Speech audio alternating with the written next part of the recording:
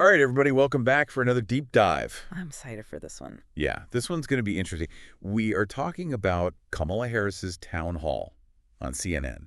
Lots to unpack there. Yeah, it was moderated by John King, Of course. and it was in Pennsylvania, so we're really getting into the swing state. Right in the thick of it. Right into the thick of it, exactly. The voters, their opinions could really swing the election one way or another. Exactly, and, we're going to be looking at some articles that highlight reactions from these undecided voters. That's always fascinating to see how people are processing this stuff in real time. Right, like what are people actually thinking and feeling after they see this? Exactly. So make sure you hit that like button, subscribe to the channel if you haven't already. You want to. So you don't miss out on more deep dives like this. Definitely. So, yeah, Kamala Harris, she went all in. She spent a good chunk of time comparing herself to Trump. I mean, that's a pretty classic strategy. Especially when you're facing an incumbent. You really want to highlight those differences. Right. She's, really trying to paint that contrast, be like, this is what you get with me.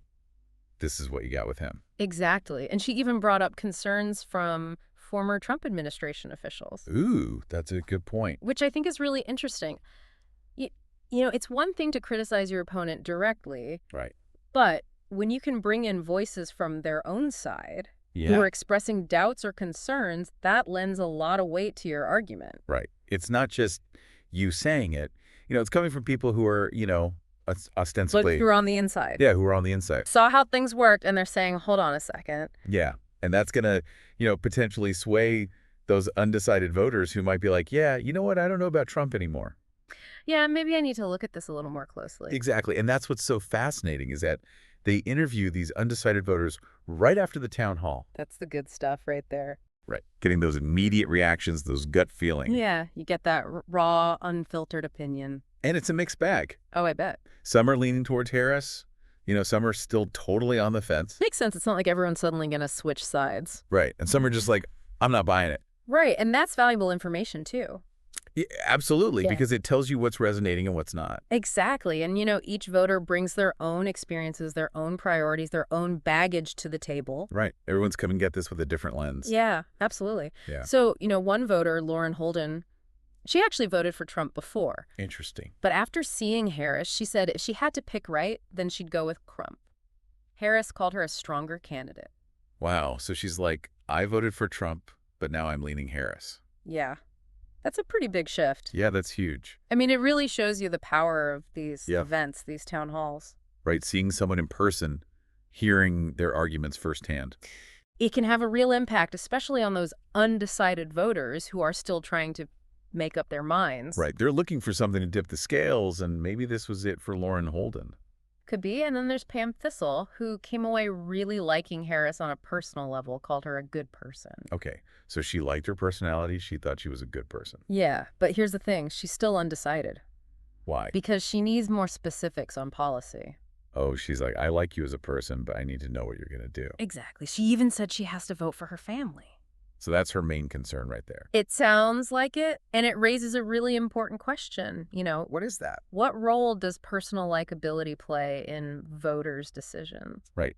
Is it enough to just like the person, or do you really need to know the details? Exactly. Thistle's reaction suggests that while it's a factor, it's not the deciding one for her. Right. She needs those concrete policy details. She wants to know how those policies are going to impact her family, her life. Right. She's not just voting for herself. She's voting for her whole family. Exactly. And that's a perspective a lot of voters share. Yeah. And then, of course, you've got voters like Joe Donahue who just can't get past Harris's stance on abortion. Right. That's a big one for a lot of people. Yeah. He calls the right to life fundamental. And for him, that's a non-negotiable issue. Yeah. He says it's hard to even talk about anything else until that's addressed.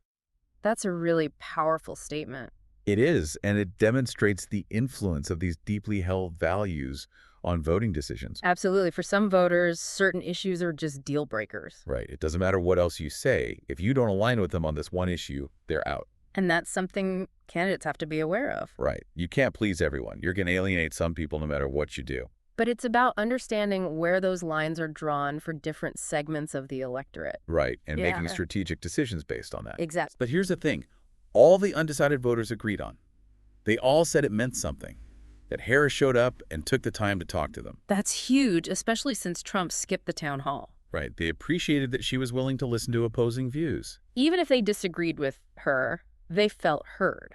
Right. And that speaks to the importance of accessibility and engagement in politics. Voters want to feel like their leaders are listening to them. Right. They don't want to feel ignored or dismissed. Exactly. Even if they don't agree on every issue, they want to know that their concerns are being acknowledged. Right. And that's something that Harris seems to be doing well. She's making that effort to connect with voters on a personal level. So what does all of this mean? Well, I think it shows just how complex voter decisions are. Right. It's not just about policy. It's about personality. It's about values. It's about feeling like your voice matters. Right. It's about that human connection. Exactly. And it underscores the power of direct engagement. Right. Just showing up and talking to people can make a big difference. While not every voter will be swayed, these town halls provide a platform for candidates to connect with individuals on a personal level. Right. To really show who they are and what they stand for. And that can potentially shift the tide in their favor. So there you have it. That's our deep dive for today. Wow, that was a lot. It was a lot, but I think we got to the heart of it. I think so too. So what are your thoughts? Did any of these voter reactions surprise you? You let us know in the comments below. Yeah, we love to hear from you guys. And hey, if you're finding these deep dives helpful, hit that subscribe button for more insightful breakdowns like this. We'll keep bringing you the good stuff. We'll see you next one. See ya.